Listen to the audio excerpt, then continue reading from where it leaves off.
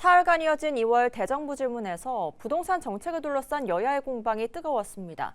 정부는 현재 공급 확대와 또 감독 규제 강화를 동시에 추진하고 있는데요. 게다가 양도세 중과 유예 종료가 공식화되면서 부동산 시장의 긴장감은 높아지고 있습니다. 자세한 내용 구민정 기자와 함께 알아보도록 하겠습니다. 안녕하십니까? 안녕하세요. 네, 반갑습니다.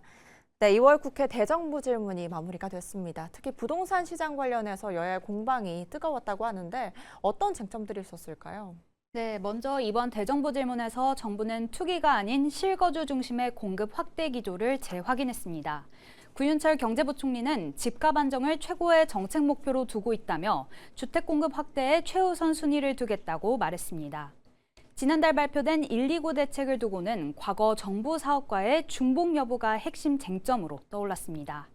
129 대책은 태릉 골프장, 용산 국제업무지구, 과천 경마장 등 수도권 내 국공 유지를 총동원해 2030년까지 서울 3만 2천 가구, 경기 2만 8천 가구 등 총 6만 가구의 주택을 공급한다는 내용을 담고 있는데요.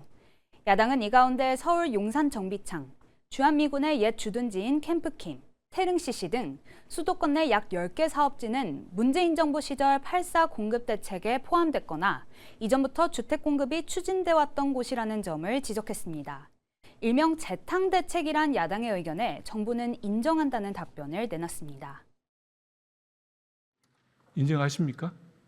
그렇죠. 그때 문재인 정부 당시에 추진하겠다고 발표했다가 재탕 대책 인정하신다고요? 예, 다시 저희들이 하는 거니까 표현에 따라서 재탕도 다시 한번 해봅시다. 일리가 있다고 생각합니다. 김 장관은 이어 다만 안 되는 이유에 대해 새로운 대책을 마련함으로써 기존 정부에서 발표하고도 추진하지 못했던 약점들을 보완해서 제대로 추진하겠다는 의지를 갖고 있다고 덧붙였습니다. 야당의 비판을 일정 부분 수용하면서도 기존 정책의 일관성을 유지 보완해 나가겠다는 입장을 밝힌 겁니다. 네, 이렇게 부동산 대책을 둘러싼 여야 공방이 이어지는 가운데 민주당은 불법 투기 세력 뿌리 뽑기에 나선 모습입니다.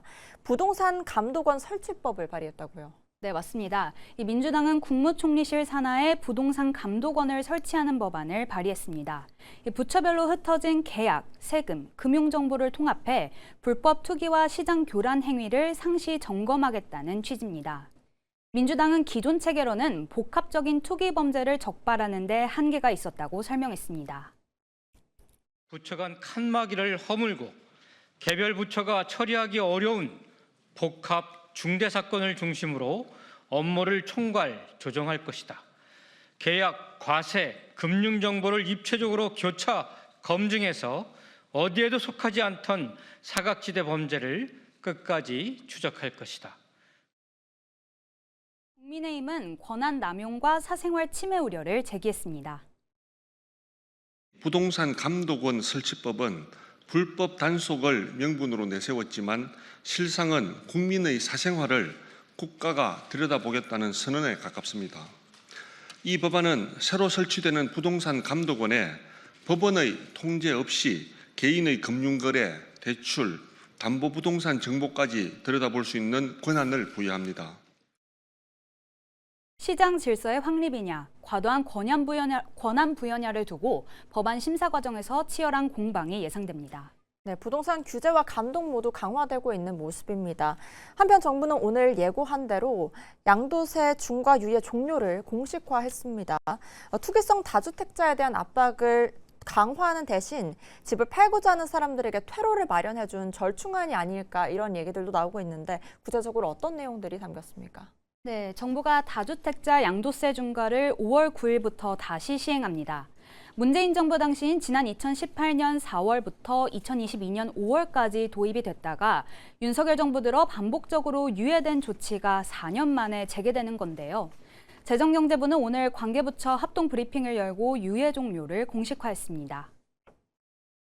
정부는 정책의 예측 가능성과 신뢰성을 회복하고 부동산 시장 정상화를 하기 위하여 다주택자에 대한 양도소득세 중과 유예 조치를 당초 예정된 일몰 기한인 26년 5월 9일자로 종료합니다. 다만 시장 충격을 줄이기 위한 보완책도 함께 내놨습니다.